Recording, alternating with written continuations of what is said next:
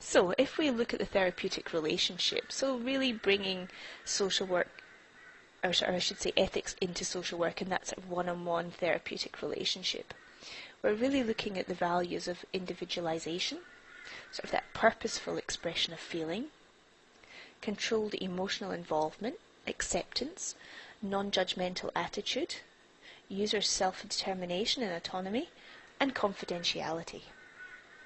So let's have a look at the following diagram. So ethical practice has all of these different elements. So if we want to be ethical social workers, we need to value difference and diversity. We need to value humanity.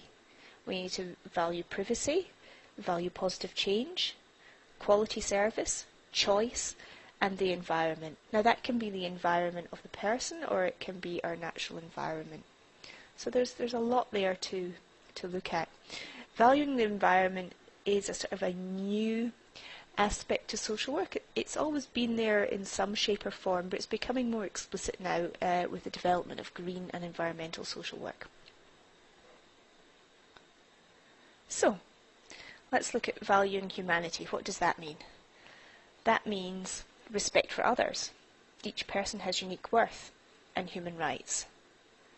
If we look at valuing positive change, that means as social workers, we should have a belief that individuals and social systems can change, because we, in a way, are agents of that change. We're looking at attitudinal, behavioural or social change, with the emphasis being on positive change for individuals, families, groups, communities, and more globally. If we look, going back to that diagram, remember valuing choice, we're looking at self-determination, whilst balancing that duty of care to others and the client. Because obviously, if I start giving you examples for each one, we'll be here all day, but we can discuss further on the discussion board, and you can have a think of different types of examples as well. Again, valuing choice, where people take ownership of their own decisions. Valuing a quality service. So we've got a responsibility to practice in beneficial and non-harmful ways. And that includes having competence, integrity, honesty, accountability, transparency, reliability, impartiality, and professional development. And then we go on to looking at valuing privacy. So that's the client right to privacy, but also our own transparency about limits and the duty of care we have as professionals. And then thinking again about the cultural appropriateness of confidentiality, thinking individual versus community social work. Looking at valuing difference and diversity. So with regards to race, culture or language, gender, health status, sexual orientation, ability, age, appearance, relationship status, religious or spiritual beliefs, political affiliations or socio-economic circumstances. And valuing the environment.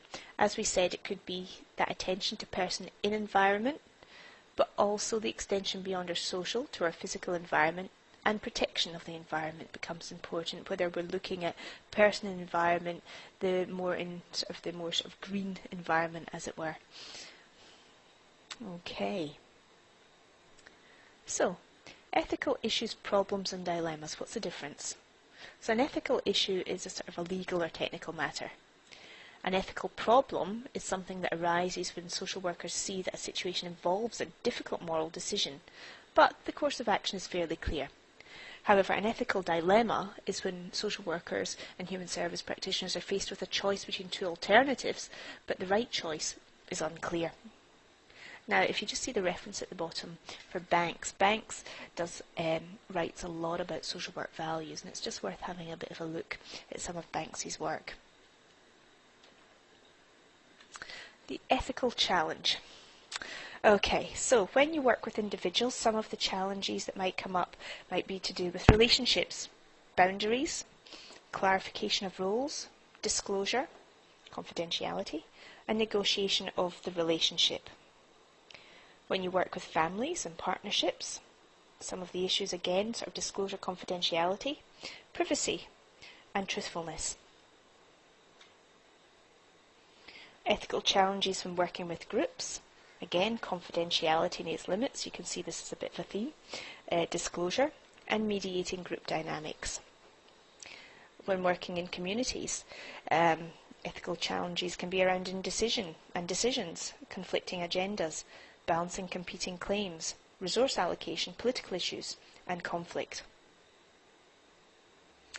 When working in social policy practice, we have to consider the ethical challenges of how do we balance the needs between the society, the individual, and groups. We have to look at economic and political agendas and the competing interests within those.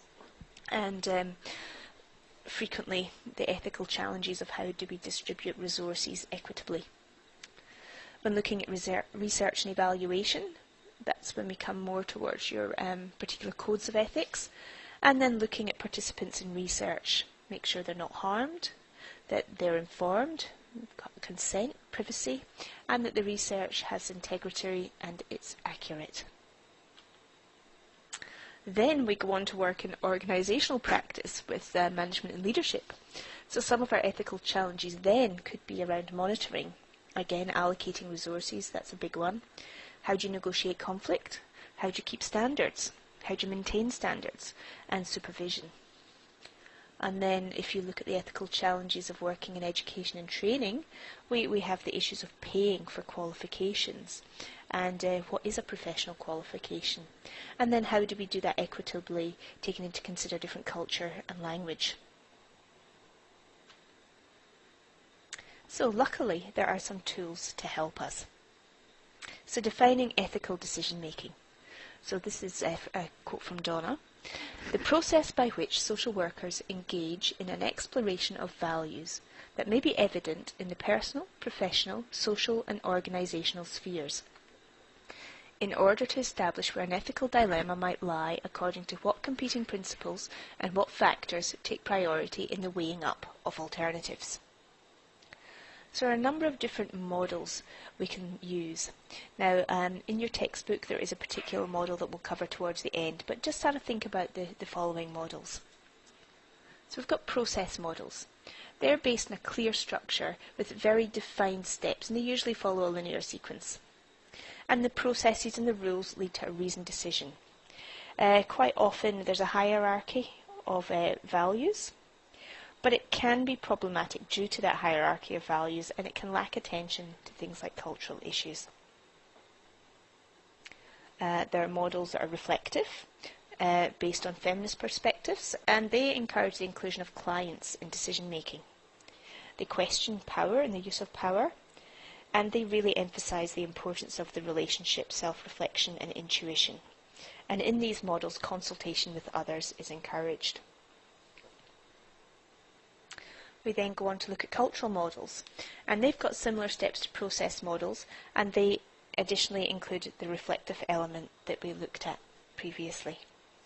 The central focus is the cultural context and the establishment of evidence of cultural discrimination, and these encourage consultation with others who have the relevant cultural expertise.